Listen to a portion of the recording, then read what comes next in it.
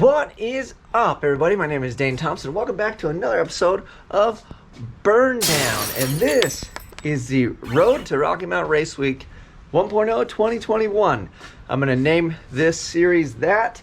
We'll kind of start a whole chapter because basically that's what we're trying to do. We're trying to get my car out of my driveway and then all the way to Rocky Mountain Race Week 1.0. I am from the West Coast. I am like maybe an hour or so from the beach. So we're pretty far west, so it's going to be a bit of a trek. It is pretty much a bucket list thing. I'm hoping that it's something that I can continue to do, but we will see. We haven't done one, and the car isn't quite in fighting shape. So if you watch the other videos, you've seen the other upgrades and things that I've done. This video will be a little bit shorter today, but I want to share some stuff with you guys and keep you apprised of what we got done. So we got something really cool done today. I got a muffler on the car, which this car has not had mufflers pretty much since I got it. When I got the car, it had a small block. We put these like just dual crap mufflers on it. I LS swapped it, and then as soon as we went turbo, like this thing has not had mufflers. So we put one on it, a single, but I have a loud valve into a dump. So it kind of tames it down. It's still pretty loud, but it moved the sound to the back of the car instead of in the engine bay. So I'm hoping I can hear any rattles or anything in the motor that may or may not be concerning. And then it seems like when you cruise, I haven't really got to drive the car that much, and I'll explain that in a minute, but it seems like when you cruise, the cruising speed is decent. It doesn't seem to drone too bad, but so that leads me to why we haven't driven it. And I got a part or a box over here that I've been waiting on, so we'll open that, and that should be the upper and lower control arms. And then I got the shock, so we got to do a whole new front end. The bushings I think are original or roached. I can give you guys a look at that. So instead of fighting and putting the original control arms back in with new bushings, I just opted for aftermarket control arms, but they're cheap ones, and I've heard that there's issues sometimes with them fitting, so hopefully they work out. So let's pull the hood off and then show you what we're doing. Oh, and I also got this I'm pretty excited about. I got some LED brake lights because you could see them, but they're just 1157 bulbs, and I was like, yeah.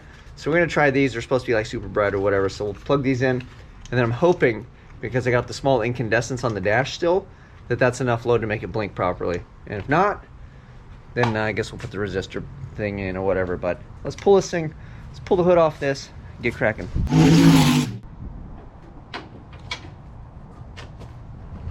All right, so here she is. I haven't got to see what it looks like from the top, but yeah, it goes down there, and it's tucked in V-band, and I've got room to my trans lines, so I'm happy with it. And then hopefully she's on there rigid enough that I don't have any issues. I got this as some support, so hopefully, you know. And then it goes to the back of this guy. That thing's pretty well supported, so I'm thinking this is decent.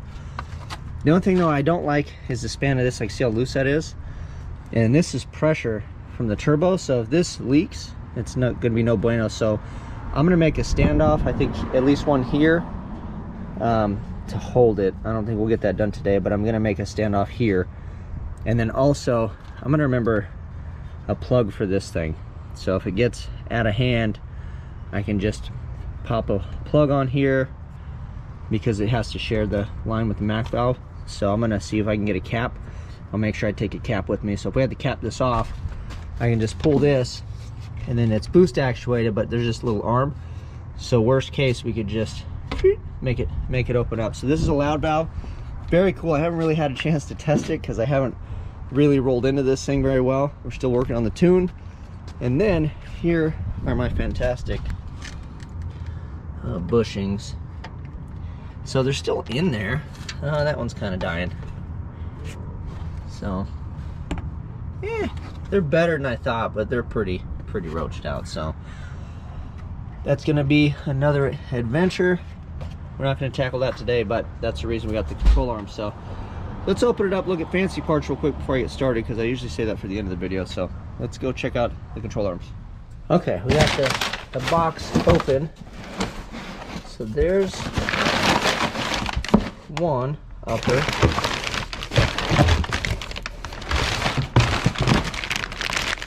So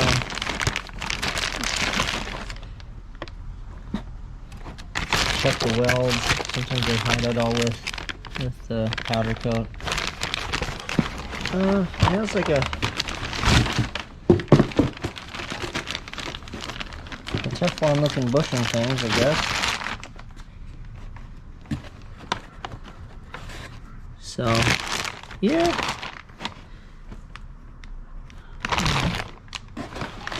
It's probably not a Moog ball joint, huh? I actually have Moog ball joints on mine. So maybe we'll put the better ball joints on here. But yeah, I don't know. It's welded. Looks like it has a plate that goes on there.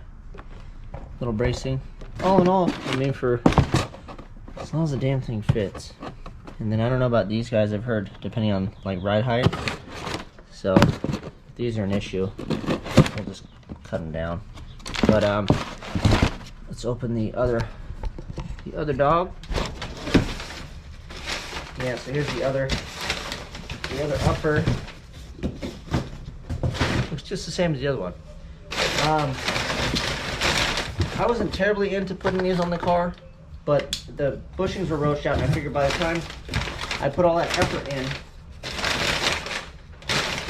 and I put the old ones back in the car, then I would just rather bolt something new on.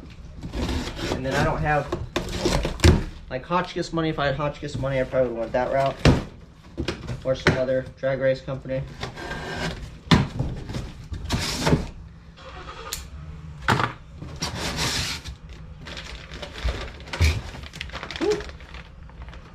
Pretty big dog. Let me open this up and take a look gander.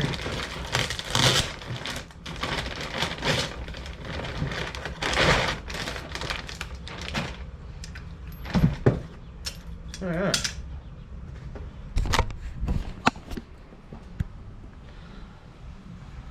Alright, well, there it is. It's greasable, so that's pretty slick. So I like that aspect. Yeah, a little booger. Looks like they even hit that with a grinder. A little booger here. But what do you expect for cheap, right? Then another bushing. And then the cool part, I thought, was, we'll see if it works out. This is supposed to be for a sway bar. So I'm going to ditch this and then just run this bolt through here. Or maybe figure out something slick with this guy and then put the chain on it for the travel limiters. So hopefully this should hopefully be out of the way when everything articulates, and then maybe we just go chain there. If not, we'll just weld. I'll just grab a weld off the front or whatever and limit it there. But I thought this would be a pretty slick mounting point if it doesn't really get into too much stuff, as long as it clears the spindle and everything and doesn't seem like a pain. So yeah. Dang, dude, these things are pretty scuffed up for being new. Yeah, nothing too insane. Greasable.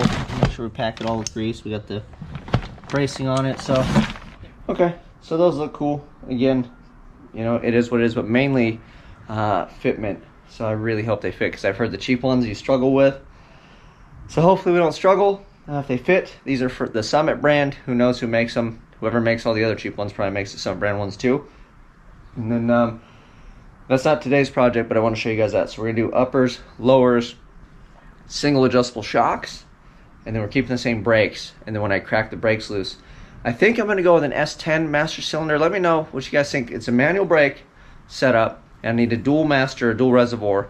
It's front drum, or front disc, rear drum. And I was thinking like an S10 because it has a plastic reservoir.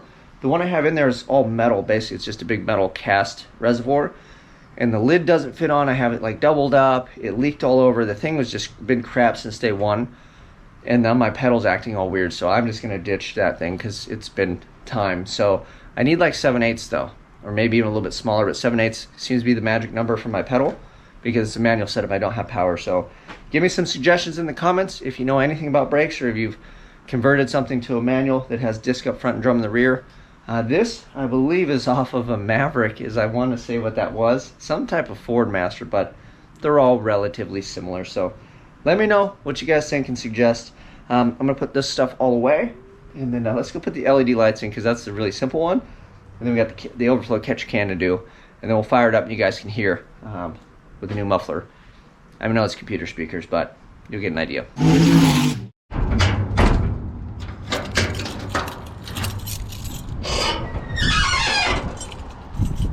So, I wanted to put twins on here. This is the muffler that we got on the Boom, if you were wondering. Super cheap on Summit. This thing's all dusty because it's been sitting for quite a while.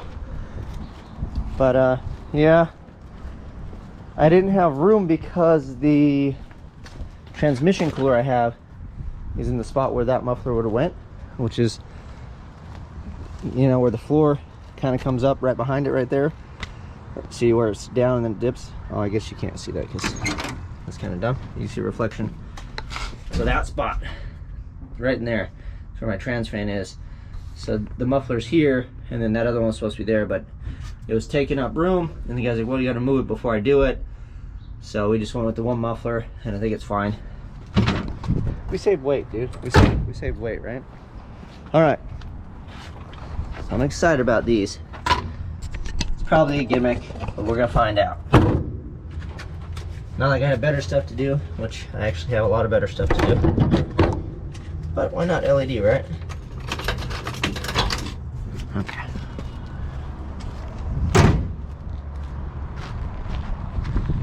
Oh, that's hilarious. Thing's not even on. So this one's on. This one.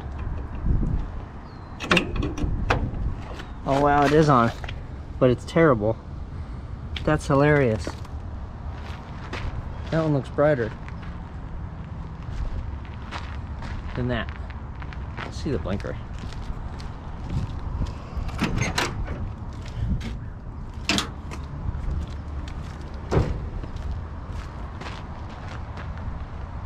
Wow. Yeah, well, that's disappointing. All right. So, those things don't work for beans. Yeah, and then it doesn't have the load, so it's not doing the dance. All right, that was a waste of time. Let's get on to the next endeavor. All right, now that I wasted time and got my buzz killed, here is my overflow, and we just got to plumb it so it's mounted, and then we'll plumb it over to here and then to here. It used to sit over here, but I really don't want it essentially right there because of exhaust.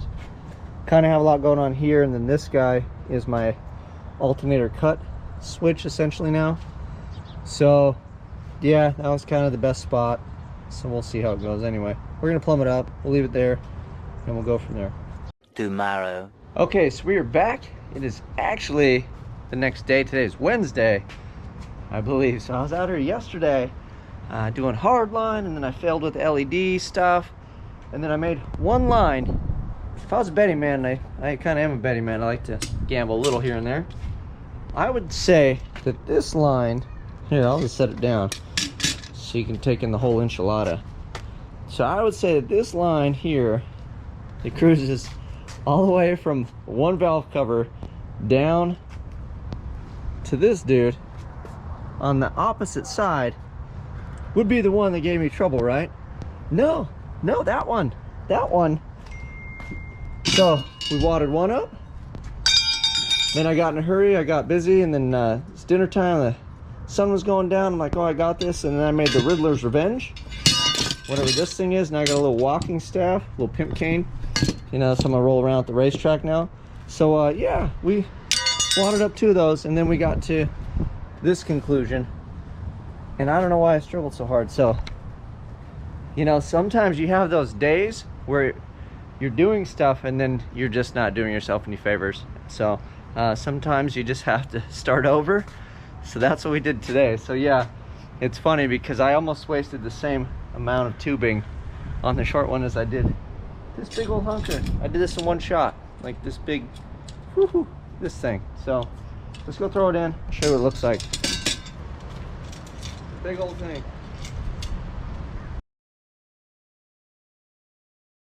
Oh, that is it. So yeah, this dude comes all the way from here, around, down, over. It doesn't get into anything. It went in first shot. This little dude, that's it. It just does that in a little little jig jog, and it defeated me yesterday. Very close to the brake line, but this will get worn out before this metal brake line will. Plus we're getting a new master, although I'm going to leave this here, I think. So we'll just give this a little bendy bend over. When we get the new master, I'll have to make probably new little lines here anyway. So let me tighten these things up, and then yeah, I don't really see that wiggling too much. I think it'll be okay. It ain't gonna get into nothing over there, I don't think. And then this guy, no big deal. So we tighten those down, and then we'll crank this thing over and you can see what it sounds like with exhaust.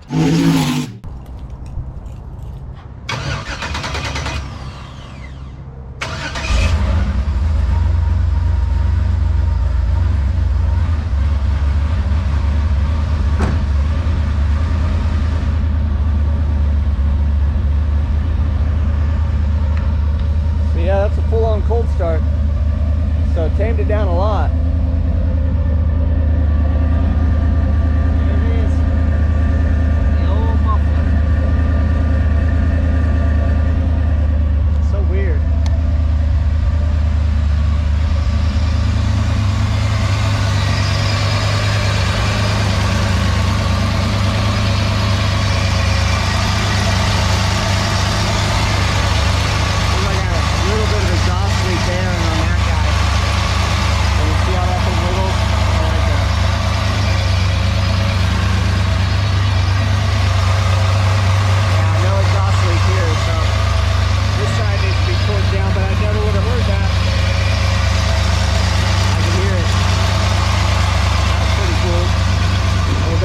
These guys are tied out there, a deep cycler too. Yeah.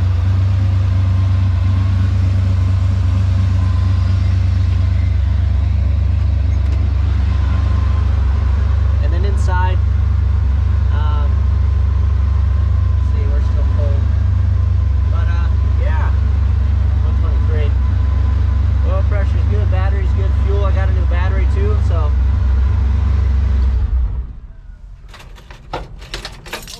So that is gonna wrap it for this video, even though it's like a two-parter series. I gotta check my list. I got a ton of stuff to do, but I gotta start prioritizing.